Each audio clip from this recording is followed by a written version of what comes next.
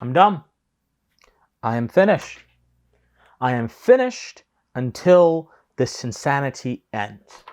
As of today, I am formally renouncing the LGBT+, however, whatever assortment of acronyms you want to say, I am formally renouncing this so-called community. Now, many may look at my content and say, you were never in the community or you were never formally embracing it to begin with. However, due to how human emotions work and how human associations work, many people will associate you with something even if you've never formally gotten into it, even if you never even formally said anything about it.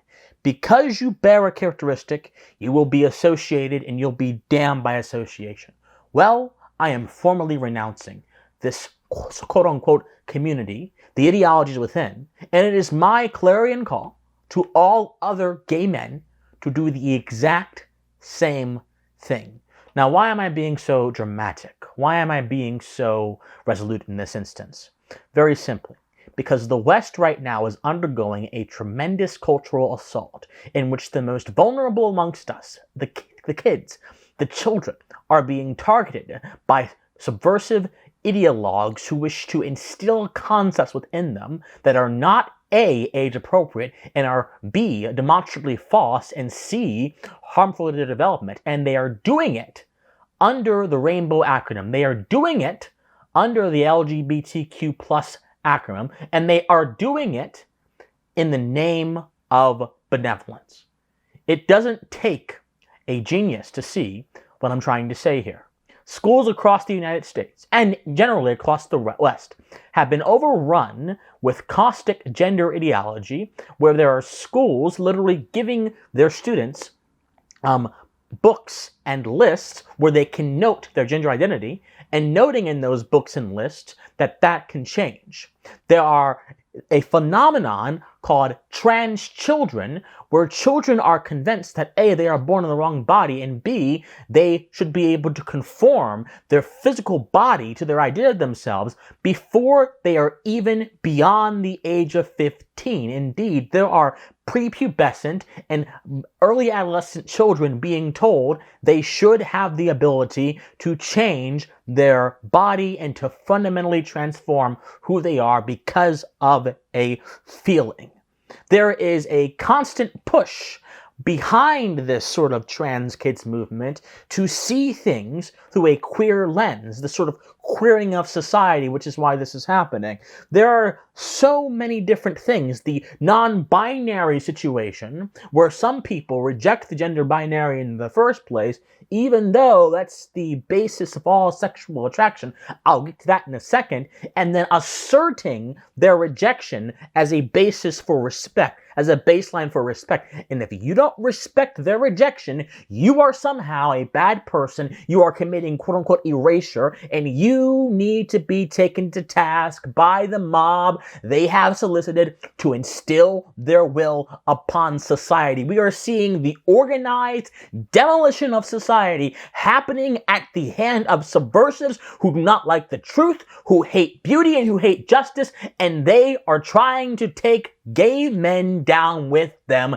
Therefore, it is our obligation to speak out against this. Oh, let's not forget the fact that drag queens are being paraded in front of children. They're dressing and dancing in salacious ways, and it's all being excused as innocent fun, and the critiques thereof against such behavior are being called hateful, homophobic, and everything. There's two things going on here. There is the collective idea of what it means to be gay, and then there is that being used as a moral justification for behaviors which under any other context would be seen as absurd, harmful, unethical, and would be immediately discarded. So for example, if you would have a stripper dancing in front of a kid in a salacious way, that would be seen as inappropriate by a vast majority of people. But because a simple stripper is not a mascot or an avatar for a broader collective identity, that is excused. That the drag queens are excused, whereas the stripper is not. You see what I'm saying? Because the drag queen performances that children have been subjected to over the past few years are seen as politically and culturally convenient. That's why they're being excused. That's another reason why I reject this entire notion of the LGBT community, because it is being used to justify moral tragedies that ought not to happen under any context. Gay individuals in America have been fighting for a very, very long time for what we would call equal rights. They have been fighting to get married. They have been fighting to have those sort of basic legal protections that heterosexuals enjoy. And the moment they get it, the moment the court, through case law, which that's not something I prefer happen, but through case law establishes the ability to get married legally for gay people, is the moment these subversives begin coming in, hijacking things, and ramping up the speed of their rhetoric to push the boundaries of acceptance and to take down a movement which has absolutely nothing to do with their ideology, to take it down with them. This has to be renounced, and this has to be talked about. But in order to talk about this intelligibly, we have to ask ourselves, where did this come from? What are the foundations? What are the roots of the subversives that I'm talking about, of the ideologues that I'm talking about, who don't like the truth and who seek to bring down gay men by proximity and gay folks in general down with their agenda? This comes from the caustic ideology of queer theory. For those of you who do not know, queer theory was an academic practice founded really in the early 1990s that questioned the relationship between norms in society, that means practices that happen generally and normally, the dominant practices, and how those things had an impact on gender and sexuality. There was Teresa de Lauretis, who was the founder of queer theory, who wrote a paper about it in the early 90s and began having this conversation. And from her framework came the works of people like Judith Butler. Judith Butler being the author of a work called Gender Troubles, and in that work, Gender Troubles, Judith Butler kind of uses this idea of queer theory, along with a bunch of other ideas that come from the postmodern tradition, which all of this really is a product of, to quote-unquote deconstruct gender in society. The idea behind queer theory, and I'll explain it very succinctly, is that society for a very long time has imposed these certain ideas and norms upon gay people and upon sexual minorities in general, and therefore, to achieve liberation, to achieve victory over these so-called restraints, we have to analyze them, destroy them, and tear them down. We have to get rid of all objective standards in order to be free from the tyranny that society has supposedly caused gay people. So, the idea behind this is you get rid of objective standards, meaning you get rid of foundation, meaning you get rid of the truth, and therefore you can recreate what you want in its place. That is what's happening with gender ideology. Gender ideology is a result of this. The idea of a trans kid is a result of this, because if you had a standard of norms still available in the culture, these things wouldn't be acceptable, they'd be laughed out. But the presence of norms, the presence of truth, the presence of consistency, according to the people who are using gay folks for their own sick, perverse, idiotic agenda, the presence of those things is anathema to their ideas. That's why they've gotten rid of it. That's why they have attacked all of these critiques of their nonsense as being heteronormative and homophobia. Because it's about using the abstract group and the aesthetic of the abstract group to overcome the very real concerns that come with denying reality and that come with attacking the most vulnerable within our society. And that is children. Gay individuals like me must say no to the co-option of our sexual desires to pervert and undermine society. And let me be very clear about what I'm saying here. I'm not necessarily making a value statement about homosexual desires. That's not what I'm doing. What I'm saying is our desires are being used as a means to subvert society and to transform it into the sort of hellish postmodern landscape in which nothing is true but your own opinion, nothing is true but your own experience, And anyone who tries to say differently is a threat to your life, a threat to everyone else's life, and must be dealt with through violence, cancellation, whatever you want to call it. That is what we are facing now. To understand this, you must understand postmodernism, and the project of the postmoderns, particularly the woke postmodernists that have developed from the theories of Michel Foucault, is that power is the dominant tool in society that one can use to liberate oneself from the tyranny of norms. And so he who has power, he who through conflict gains power and seizes power, can use power to manifest his own ideals, to manifest his own destiny. That is precisely what's happening right now with this chaotic despotism of anti-intellectualism that has made its way through the trans movement, that has made its way through the gender ideology movement, that has made its way into our schools. This is precisely what's happening. So that's one problem. That's one reason why I'm renouncing this. Because there is an ideological project happening that is using gay folks as a sort of, in a sort of parasitic fashion to push its ideas forward. So let's not forget the fact that drag queens are being paraded in front of children. They're dressing and dancing in salacious ways, and it's all being excused as innocent fun. And the critiques thereof against such behavior are being called hateful, homophobic, and everything. There's two things going on here. There is the collective idea of what it means to be gay, and then there is that being used as a moral justification for behaviors which under any other context would be seen as absurd, harmful, unethical, and would be immediately discarded. So for example, if you would have a stripper dancing in front of a kid in a salacious way, that would be seen as inappropriate by a vast majority of people. But because a simple stripper is not a mascot or an avatar for a broader collective identity, that is excused. That the drag queens are excused, whereas the stripper is not. You see what I'm saying? Because the drag queen performances that children have been subjected to over the past few years are seen as politically and culturally convenient.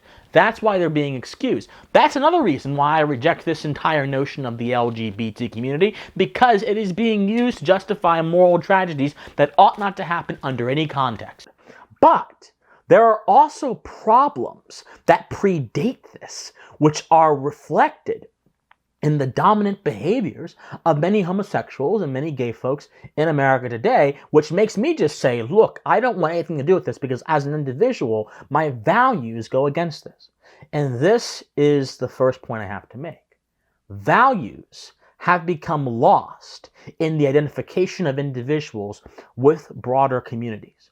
On the right now, there is an attempt to resuscitate the gay community by saying, well, we can keep the LGB, but let's cut out the TQ. The TQ have nothing to do with the LGB. But the problem is, both the LGB, the LGBT, the LGBTQ, the LGBTQ+, regardless of what acronym you want to use, all of those acronyms are based on the same collectivist premise, which denies the concrete reality of individual man and replaces him with the abstract group. And doubly, that same collectivist premise also assigns values and assumes that values are integral to identity and not integral to the world in general and not integral to rationality in general. Values do not come from the crude matter on my skin, from the desires that I happen to have in the bedroom, from those who I want to court romantically. Values come from a source higher than myself. And as a human being possessing the faculty of reason, I have the ability uniquely to access those values and then to use them in my life in a manner that conforms to the proper mode of being, that conforms to having a good life. We are the only animals on this earth who can do that. But this idea of there being an LGBT community says essentially that values can be reduced to your sexual appetites, and that is a fundamentally anti-human and false assumption that must be rejected with as much forthright energy as possible. There is no compromise with the LGB or the LGBTQ because all of them deny basic requirements for understanding the truth. And the truth is, Moral sentiments originate in the moral faculty of man, which is reason. Man is a creature of reason, and that allows him to be moral. He is not a constituent of this abstract group, which has no firm connection to reality beyond the narrative framing of a few opportunists who seek to use it for their own gains. Back to gender ideology. Do you all see how all of this is connected together?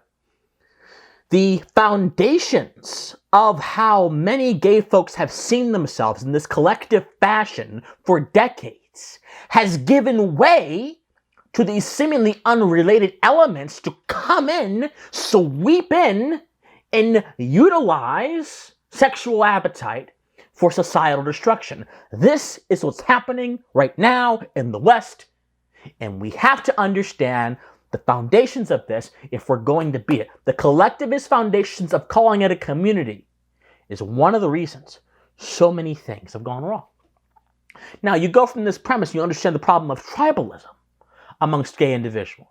A lot of gay individuals happen to be homogenous in their thought. They tend to believe that if you're not a progressive, if you're not down for the cause, if you're not going to support trans rights, support quote-unquote gay rights, then you're going to go ahead and be a tool for people that hate gay folks and that want to erase gay folks. But I say to you that phrasing your values upon statements and phrases that themselves are not sound does nothing more than reflect bad on you.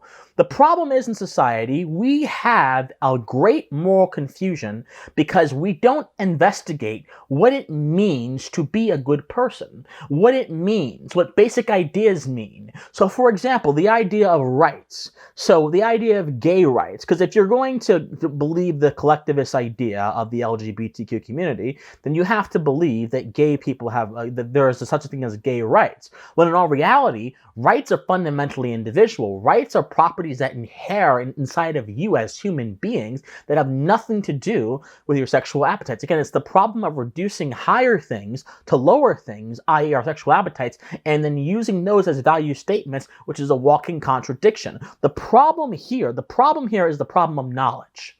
How do we know what we know? Because if you don't know the truth, you cannot instruct yourself to follow the proper line of conduct. But unfortunately, this ignorance is baked in to how many gay individuals have phrased and seen themselves in our contemporary society.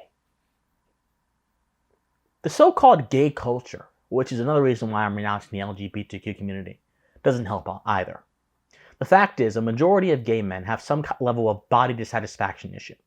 The majority of gay men, or many gay men rather, have taken some kind of drug, and oftentimes use drugs during sexual intercourse.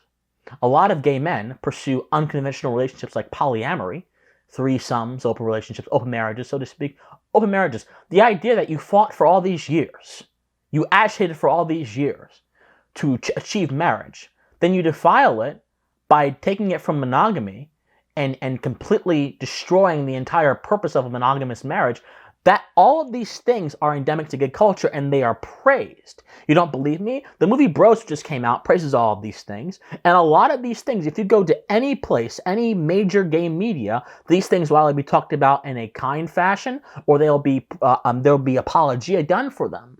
Why would I want to support a quote-unquote community which endeavors to support such destructive actions? Why would I want to support a so-called community of people who many of them happen to not like themselves and only want to perfect themselves to impress each other? Why would I want to support a community of people that pursue unconventional and unsound modes of attraction and courting? Why would I want to support any of this?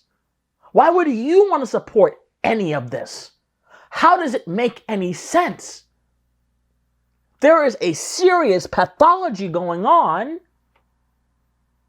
that is not being addressed because being gay has become a social identity and is not properly understood as something that belongs in private life. This is why you get the drug culture amongst gay men. This is why you get the promiscuous sex, the unconventional marriages, the polyamory. Because being gay is not simply a fact of your being. Being gay also is a social identity which has to be acted out in certain ways. And even amongst those who say, well, I'm not like them, I'm not like those people, I do my own thing, I'm an individual, you'll still see them on these apps pursuing the same mode of courting that every other person in this community, or most of the folks in this community, pursue. The problem is the collectivist framing of LGBTQ has translated into justifications of certain types of behaviors that have become so widespread that to support any kind of collectivist community in this fashion is to support the slow march towards self-destruction and the annihilation of meaning. My friends, gender ideology is a big threat because it denies reality. It denies the permanence of human nature and all kind of things. But an even bigger threat is to allow yourself to become sacrificed to an abstract group and thus remove all mention of you being an individual. And then that abstract group has a certain culture to it, and that culture is fundamentally self-destructive. And anyone who speaks against that culture that is self-destructive is therefore seen as some kind of villain, some kind of evil, some kind of oppressor. I will be seen as some kind of villain for speaking out against this, but I don't care. My conscience is stronger than the disapproval of people who may be trapped in the kind of mentalities and lifestyles I'm talking about. I've been attracted to men since I was a teenager. I've known about this since I was a teenager. And there is nothing wrong with that. But what there is something wrong with allowing your passions to overtake you. There is something wrong with allowing yourself to become subsumed and consumed by the idea of being gay, as opposed to the concrete fact that it is simply a mere aspect of your being. And there absolutely is something wrong with phrasing an entire political and social ideology around something that is so inconsequential as who you desire to court or who you desire to sleep with. All of those things are bad, and from those bad ideas has come the cultural subversion that is gender ideology, that is trying to subvert what is true and just in society.